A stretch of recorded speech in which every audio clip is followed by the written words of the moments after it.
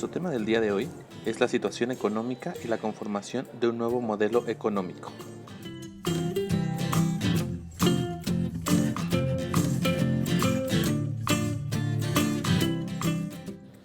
Fin en mente.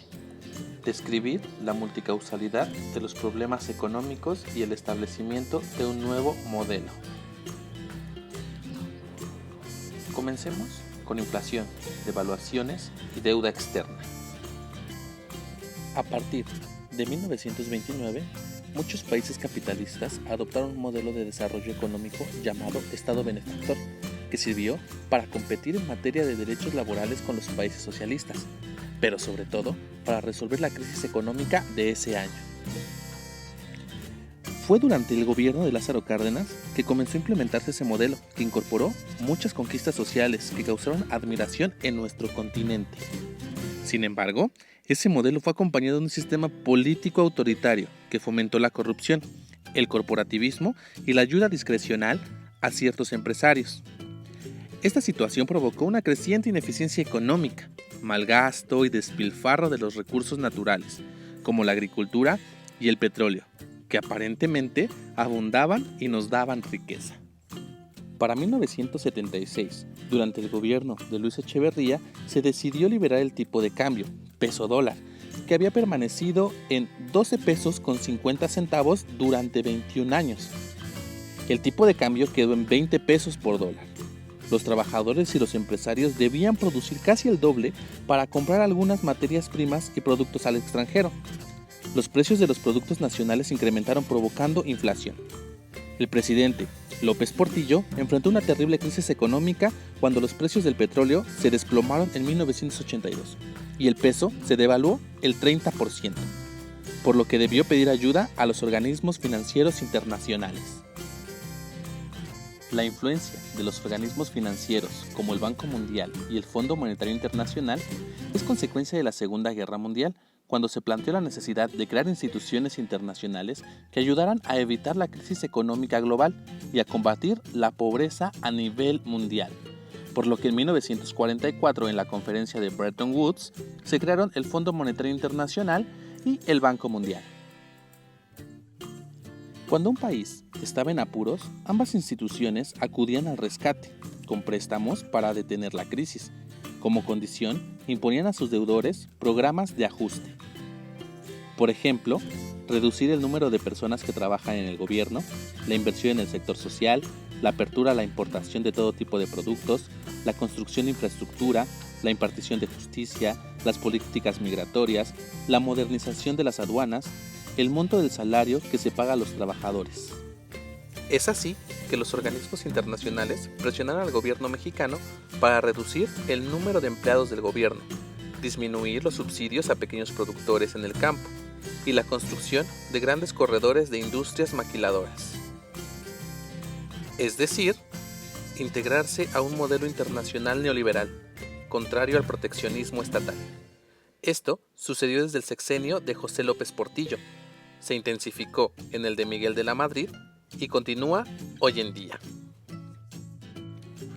En el sexenio de José López Portillo, el alto índice de inflación, la corrupción generalizada, las presiones extranjeras y el malestar popular gestaron un terreno de crisis económica y política.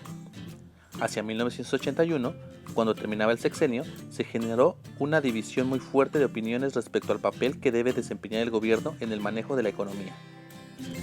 Un grupo de empresarios y un sector del gobierno consideraba que lo mejor era que el Estado se retirara de ciertas actividades para abrir el mercado y generar más ganancias a la iniciativa privada. Pero los sectores populares y un sector gubernamental opinaban que, por el contrario, el gobierno debía participar más activamente, por lo que un grupo de poderosos empresarios comenzó a sacar sus capitales del país. En respuesta, en septiembre de 1982, el presidente López Portillo decretó la estatización de la banca. Es decir, una disposición oficial para que el Estado administre empresas privadas. Cuando Miguel de la Madrid asumió la presidencia, mandó una iniciativa de ley para ordenar la banca y después devolverla a manos privadas. Entre el 7 de junio de 1991 y el 3 de julio de 1992, el presidente Carlos Salinas, por medio de la Secretaría de Hacienda, subastó 18 bancos e instituciones de crédito mexicanos, de los 60 que habían sido nacionalizados. Funcionaron relativamente bien durante los siguientes 2 años. Sin embargo, en diciembre de 1994, la crisis provocó una verdadera tormenta en el sistema bancario, y para 1995 los bancos estaban sin capital. El crédito que ofrecían era bastante bajo y su cartera vencida, exorbitante, es decir, la gente ya no podía pagar sus deudas. En 1998, un auditor canadiense descubrió una extendida corrupción en el sistema bancario. El gobierno de Ernesto Zedillo diversificó su política de rescate a los bancos quebrados, intervino a los que cometieron mayores irregularidades para arreglarlos y volver a venderlos. La situación actual es que la gran mayoría de los bancos se encuentra en manos extranjeras. Las comisiones que cobra por sus servicios son más altas que en los países de los que proviene y promueve ineficazmente el desarrollo. Desde 1982 se privilegió en el gobierno de Miguel de la Madrid a un grupo de funcionarios con poca experiencia en el sector público, pero con una fuerte capacitación técnica obtenida en el extranjero y una convicción de aplicar políticas neoliberales. Se les conoció con el nombre de tecnócratas. El gobierno adoptó el nuevo modelo económico neoliberal basado en la diversificación de la planta productiva, el incremento de exportaciones para disminuir la dependencia de los ingresos petroleros y una creciente intervención de organismos financieros internacionales.